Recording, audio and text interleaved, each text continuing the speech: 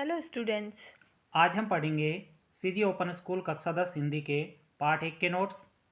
यदि हमारे कोचिंग के इन नोट्स को आप मेरे साथ अच्छे से पढ़ लोगे तो डेफिनेटली अच्छे नंबरों से पास हो जाओगे। मैं आपको हिंदी के सभी पाठों के नोट्स अच्छे से पढ़ाने वाला हूँ।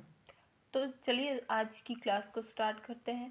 पहला प्रश्न है, कबीर के अनुसार मनुष्य की जाति किसके समान क्षणभंगुर है? तो इस प्रश्न का उत्तर है, कबीर के अनुसार मनुष्य की जाति पानी के बुलबुले के समान क्षणभंगुर है। प्रश्न संख्या 2, कबीर की रचना बीजक के कितने भाग हैं? उत्तर, कबीर की रचना बीजक के 3 भाग है। पहला शाखी, दूसरा शबद, तीसरा रमैनी। तीसरा प्रश्न है, कबीर ने निंदक आलोचना करने वाले को कहाँ रखने की सलाह दी है? तो इस प्रश्न का उत्तर है, कबीर ने निंदक को अपने पास आंगन में कुटी बनाकर रखने की सलाह दी है। प्रश्न संख्या 4, ऊंचे कुल का जन्म या दोहे के माध्यम से कबीर क्या संदेश देना चाहते हैं? उत्तर, कबीर संदेश देते हैं कि केवल ऊंचे कुल में जन्म लेने से कोई महान नहीं बनता। यदि व्यक्ति के कर्म नीच हैं तो वह समाज में उसी प्रकार निंदनीय है जैसे कि सोने के कलश में भरी हुई शराब। चलिए बढ़ते हैं अगले पांचवें प्रश्न की तरफ। अगला पांचवा प्रश्न है, जिसमें कहा जा रहा है, कबीर ने गुरु और शिष्य की तुलना किससे की है और क्यों? तो इस प्रश्न का उत्तर है, कबीर ने गुरु की तुलना कुम्हार से और शिष्य की तुलना मिट्टी के घड़े से की है।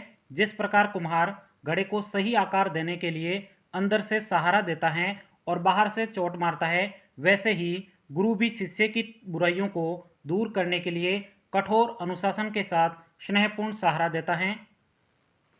प्रश्न संख्या 6, संतोष धन के सामने अन्य धनों की क्या स्थिति होती है? उत्तर, कबीर के अनुसार जब व्यक्ति को संतोष रूपी धन प्राप्त हो जाता है तो हाथी, घोड़े और रत्न जैसे सभी भौतिक धन धूल के समान तुच्छ लगने लगते हैं। चलिए बढ़ते हैं अगले प्रश्न की तरफ। उससे पहले आप हमारे व्हाट्सएप ग्रुप में अभी तक नहीं जुड़े हो, लिंक डिस्क्रिप्शन बॉक्स में दिए गए, वहां पे क्लिक करके आप हमारे व्हाट्सएप ग्रुप में ज़रूर जुड़ेगा। यहाँ पे आपको व्हाट्सएप ग्रुप में हमारे कोचिंग के सभी नोट्स आपको बिल्कुल फ्री में प्रोवाइड किए जाएंगे।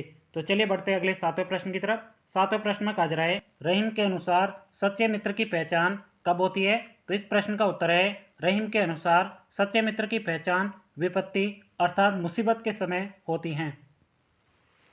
प्रश्न संख्या 8, रहीमन धागा प्रेम का दोहे में धागा किसका प्रतीक है? उत्तर, रहीमन धागा प्रेम का दोहे में धागा प्रेम के नाजुक संबंधों का प्रतीक है। चलिए बढ़ते हैं अगले 90 प्रश्न की तरफ। 90 प्रश्न में कहा जा रहा है, उत्तम स्वभाव वाले व्यक्ति पर किसका प्रभाव नहीं पड़ता है? तो इस प्रश्न का उत्तर है, उत्तम स्वभाव वाले व्यक्ति पर कुसंगति अर्थात बुरी संगत का प्रभाव नहीं पड़ता है। चलिए बढ़ते हैं अगले प्रश्न की तरफ। प्रश्न संख्या 10, बिगड़ी बात बने नहीं लाख करो किन कोय का भावार्थ स्पष्ट कीजिए। उत्तर, रहीम कहते हैं कि एक बार जब बात बिगड़ जाती है या संबंध टूट जाते हैं तो उन्हें लाख कोशिशों के बाद भी पहले जैसा ठीक नहीं किया जा सकता।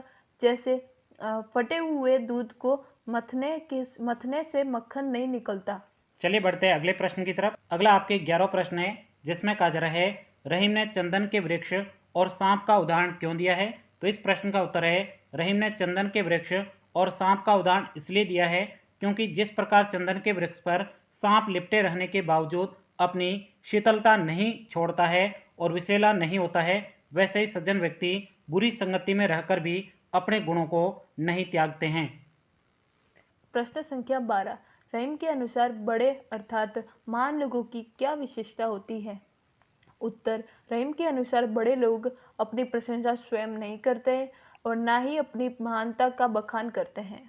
चलिए बढ़ते हैं अगले प्रश्न की तरफ। उससे पहले आप हमारे कोचिंग के इन नोट्स को यदि आपने अच्छे से पढ़ लिया ना, हम आपको चैप्टर वाइज पूरे हिंदी के सभी चैप्टर के अच्छे से नोट पढ़ाने वाले हैं।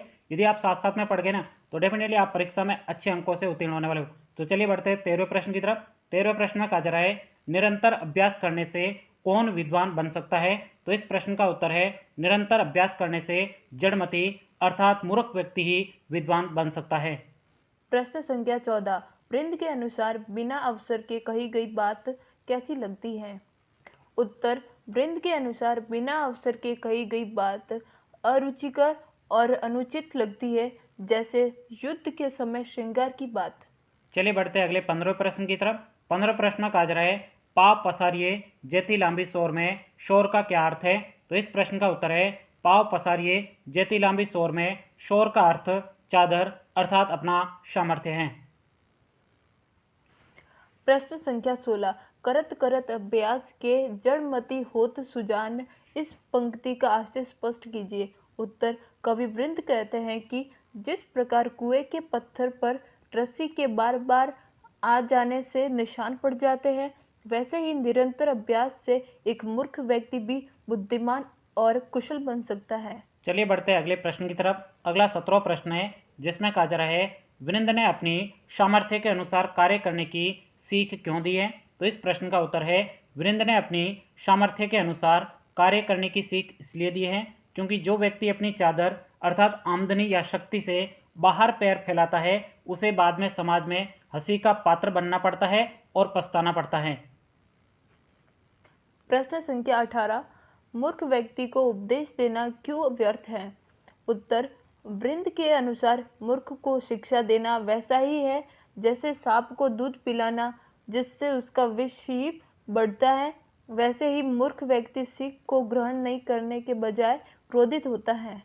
ये थे हमारे पहले पार्ट के सभी इंपॉर्टेंट प्रश्न। यदि आपने इन प्रश्नों को अच्छे से पढ़ लिया ना तो इसके सिवाय आपको पहले पार्ट में कोई भी प्रश्न पढ़ने की कोई ज़रूरत नहीं है, सिर्फ आपको इतना पढ़ना है। अब हम मिलेंगे अगले वीडियो में पार्ट 2 के साथ में, तब तक के लिए जय हिंद जय भारत।